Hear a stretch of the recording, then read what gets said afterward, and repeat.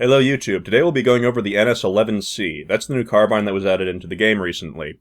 As an NS weapon, it is shared amongst the three factions. Now, the NS-11C is a bit gender confused. The weapon doesn't seem to know what it actually is or does. It's kinda like a developer got drunk and mashed keys to determine weapon stats, then just threw it onto the online store.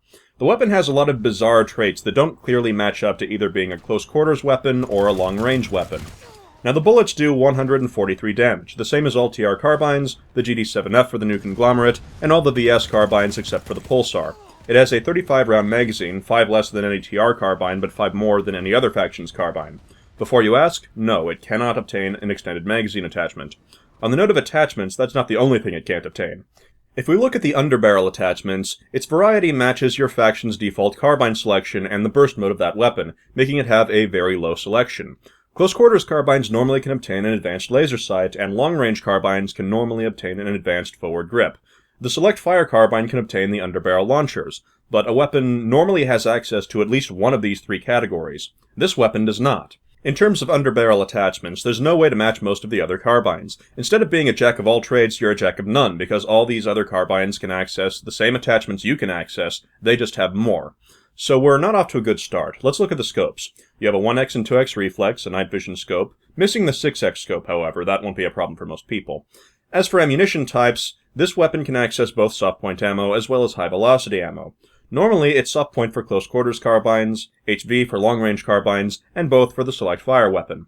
Still, in terms of attachments, the select fire weapon outclasses the NS-11C because it can also use both ammunition types, as well as the scopes that the 11C can, as well as more underbarrel attachments. So it doesn't have a big benefit in terms of attachments. It's on the level of your default unlock carbine with the exception of its ammunition upgrades.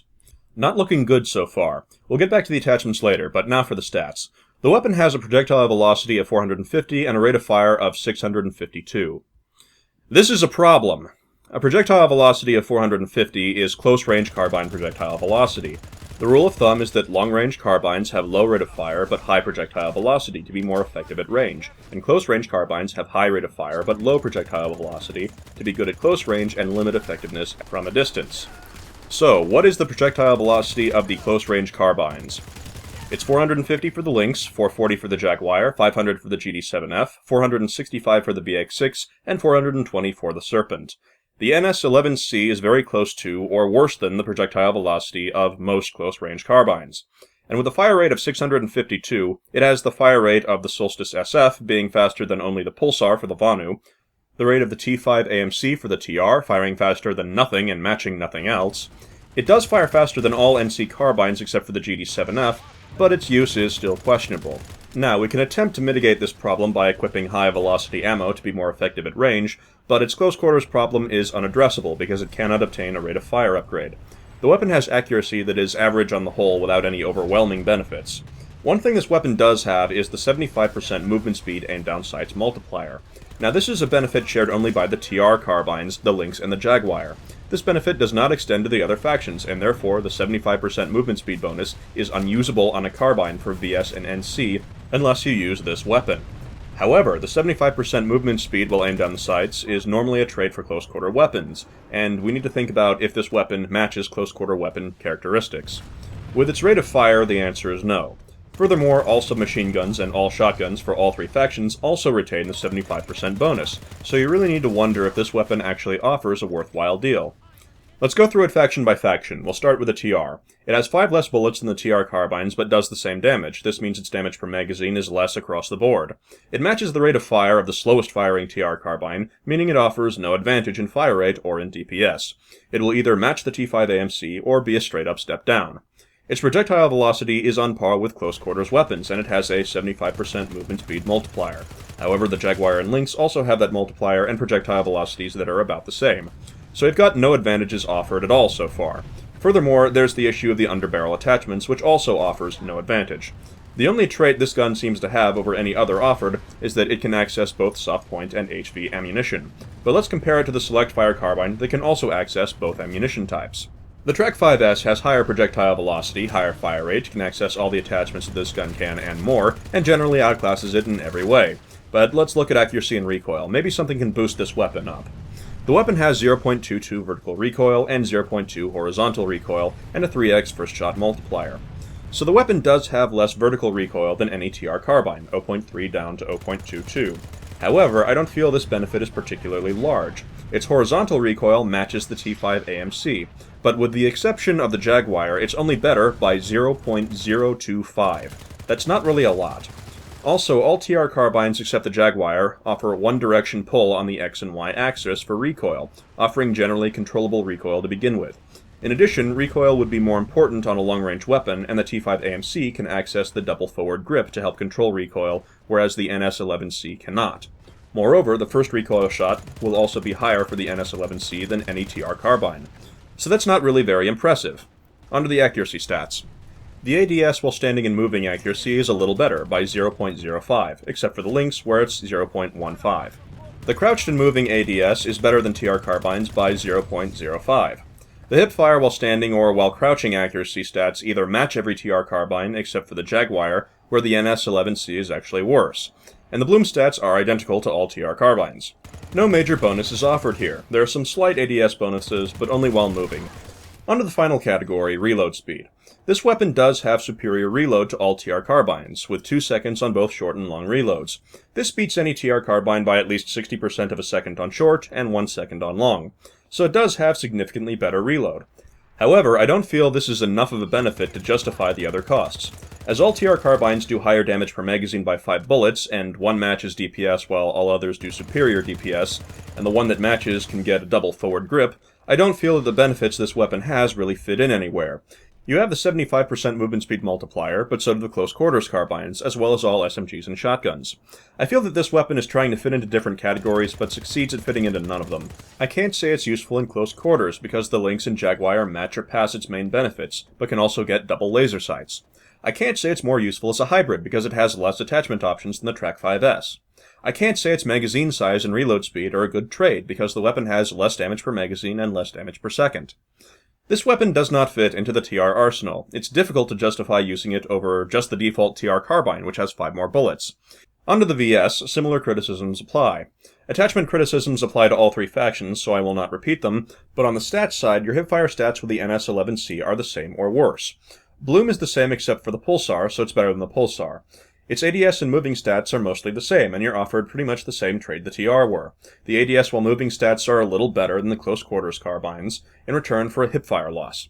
Horizontal recoil is only better than the close quarters carbines, where the Solstice and Solstice SF are matching. The Pulsar and the Solstice Burst are better. The vertical recoil is still a little bit better than most carbines, but not by much, though it is noticeably better than the Pulsar. However, once again, most VS carbines only have one X and one Y axis on the pole for recoil, making the recoil generally easy to control anyway. The reload speed benefit is not as spectacular here, with all 3 Solstices being better on the short reload. The NS-11C is a little better on the long reload, but once again, I don't find reload speed to be the most important thing. Now, what it does offer to the VS is those 5 extra bullets, a little bit of extra damage without having to reload. But you have to compare this to the weapon's DPS. It only fires faster than the Pulsar, which does 5,010 damage per magazine. However, the NS-11C only does 5,005 damage per magazine. They're about the same. While you do get 5 extra bullets with all the other carbines, all other carbines out-DPS it except the Select Fire Solstice, which it matches in rate of fire, and the Solstice SF can get the attachments and more. Once again, we're grasping for straws to try and justify using this weapon. It does have 5 extra bullets, but the DPS is low, and the attachments aren't as good. The VS may have an easier time justifying this than the TR, but I still don't think it's a good weapon for them. The biggest differences will come for the new Conglomerate. It only has more damage per magazine than the ACX-11 and the GD-7F, both of which out-DPS it, and all NC carbines have higher projectile velocity.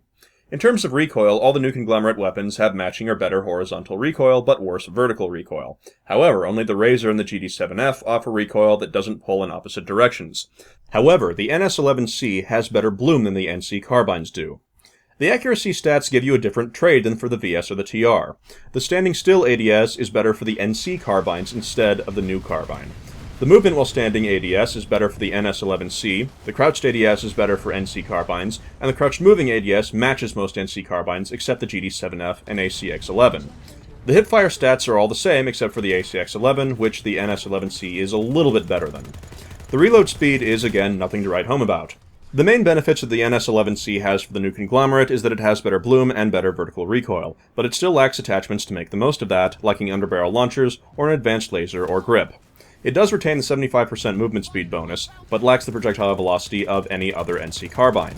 The real reason you want to use this weapon on NC is because you want that move speed bonus, and want to use it as a long-range carbine.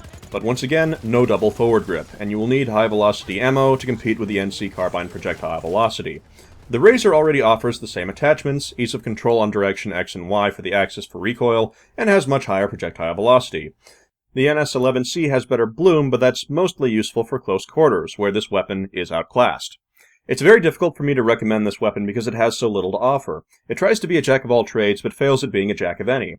If the bloom is really frustrating you and you are an NC player, this weapon may offer you an improvement, if you are willing to put up with its flaws. If you desperately want that 75% multiplier on a carbine and are VS or NC, that bonus is something you can get with an SMG or a shotgun. This weapon is not good, it does not offer you a fair trade, and does not compete with close quarters or long-range weapons, and has a difficult time competing with the jack-of-all-trades select fire weapon as well. It lacks access to too many underbarrel attachments and has low projectile velocity for its fire rate. Its most obvious bonus is that it has 5 extra bullets, but most NC weapons outdamage it anyway, as does the pulsar. The one thing this weapon can do is be used on multiple factions, but it's not much better than a faction's default unlock carbine, and is a straight downgrade for the TR. This weapon's real benefit will be that you can fire it and not give off your faction-specific carbine sound, which may make an enemy slower to turn around and fire at you. But the weapon's close-range DPS is so low that when you could actually field that bonus, you'll likely alert your enemy via damaging him and still give him time to respond, which mitigates this benefit. In short, I don't like it. Some people who really want that move speed bonus, or really want better bloom on NC, or think they can use its audio to more effect than they could use a better DPS close-range weapon, those people may have a use for the NS-11C, but I don't feel it'll apply to most people, and I don't feel it offers a fair trade for what it's asking for. Thank you for watching, and I'll see you next time. Later, YouTube.